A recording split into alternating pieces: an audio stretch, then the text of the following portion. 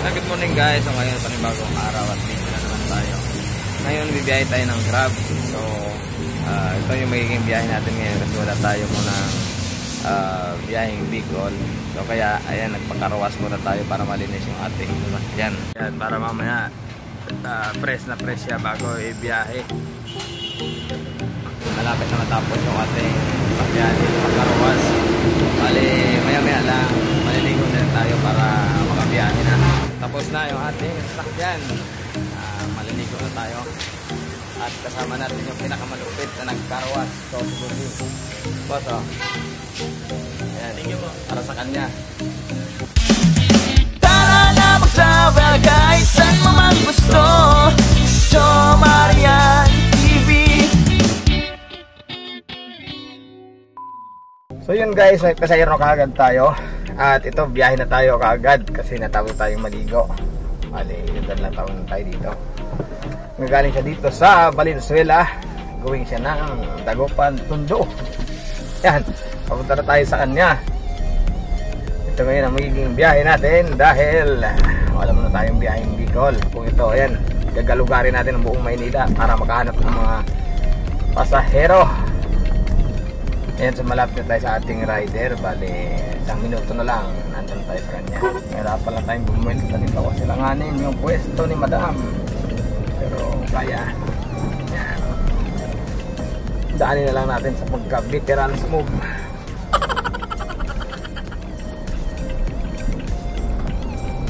Ow!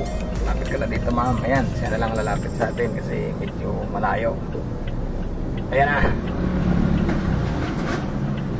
Morning ma'am. Morning po. Sa ano po? Dagupan Street.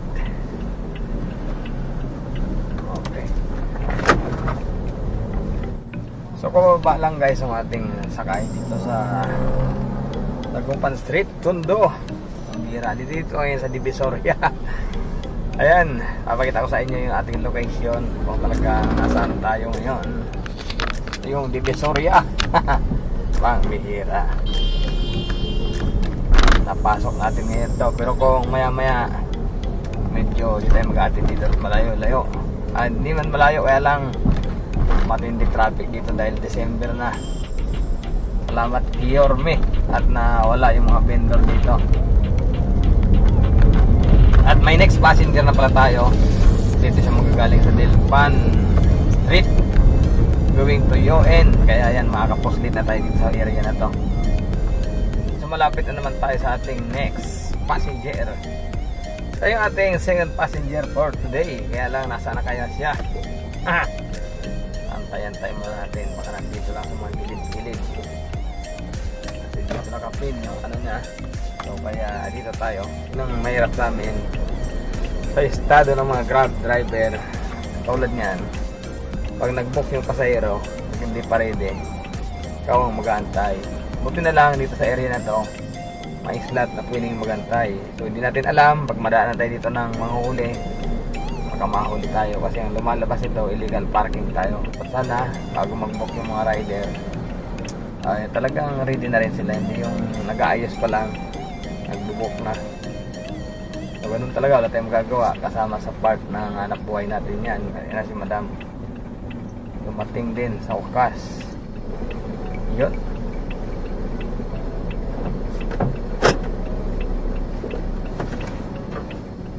2 hours later. Yan guys, kababa lang ng ating rider na pangatlo dito sa may port area. So location natin ngayon, nandito tayo sa eksakto sa Luneta. Ayan. Sa wakas, nakarating din ng Luneta. Tagal lang inaasam-asam, ngayon na nakapunta sa Luneta. Ayan, pasyal-pasyal muna tayo kasi maghahanap na naman tayo ng next passenger. Hira. Sana naman tayo mapapadpad nito. So ganun talaga ang buhay na yung mga Grab driver. Hindi mo alam kung pipikapin mo at hindi mo rin alam kung saan ang next passenger. Pero okay lang yan, basta importante may hanap buhay. A few moments later. So yan, mayroon naman tayong pick up dito sa tapat ng Ermitas Rhine sa Manila, MS Del Pilar. Going siya ng ito, tawag na. Hello po. Hello. Hello, sir. Yes po. Saan po ba ba, sir? Dito sir sa may entrance mismo ng yung simbahan, Ermitas Shrine. Ay, ito po. Okay po. Okay. Yung puti po. No? Apo, may SMDC sa gilid po. Okay po. Thank you. Sige po. Yun, gawin siya ng Makati. Ay, hindi makakapunta naman tayo ng Makati ngayon. May iba naman ang ating destination. Ayun si sir, naka-black.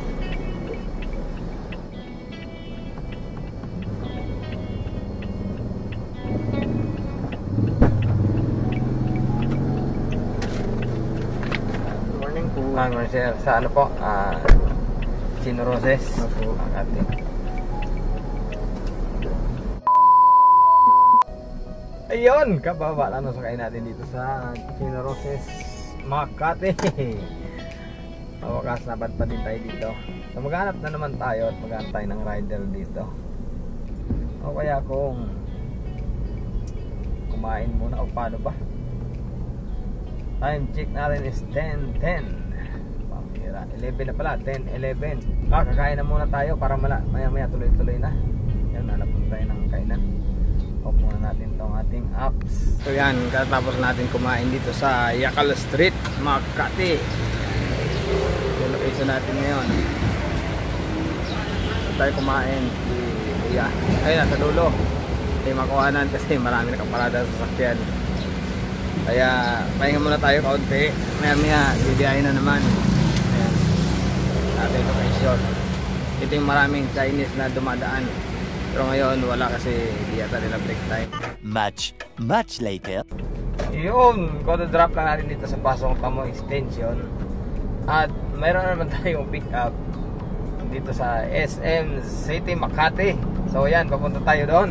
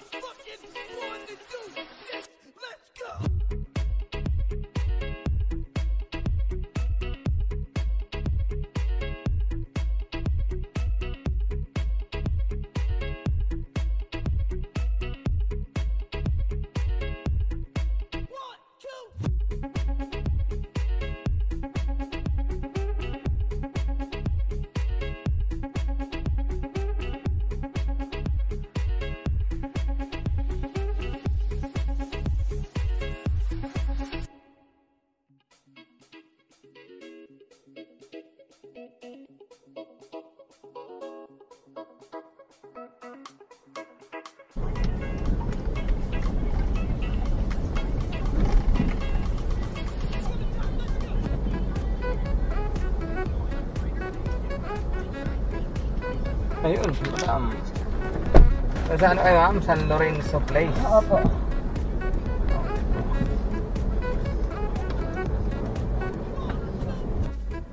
Yun guys, nandito tayo sa MOA ngayon. So habang dito tayo mga ka-travel, mag-explore muna tayo dito at iikutin muna natin yung MOA sa mga hindi pa nakakarating at yung hindi pa nakakapasyal dito dahil sa pandemic. Ngayon ito na, may kita nyo na dahil iikot tayo dito. Ayan.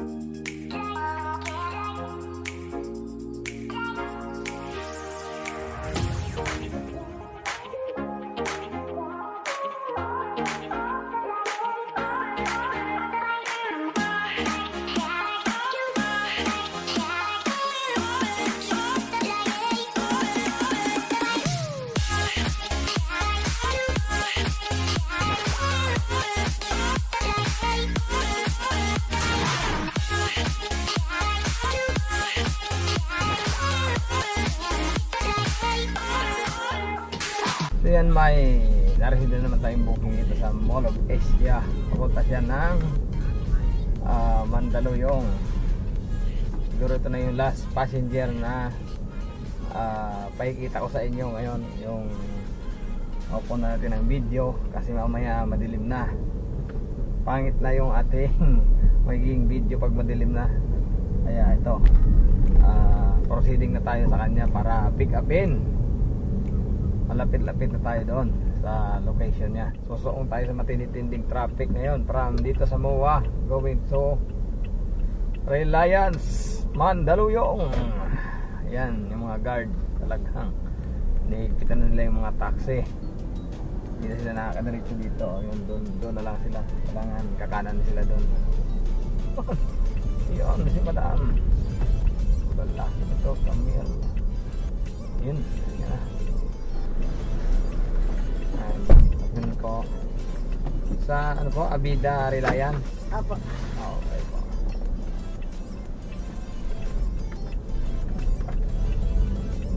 Maraming salamat ulit mga ka-travel sa pagsama nyo sa aking biyahe sa maghapon na to at sa panonood nyo ulit ng aking video. Maraming salamat muli at God bless sa inyong lahat.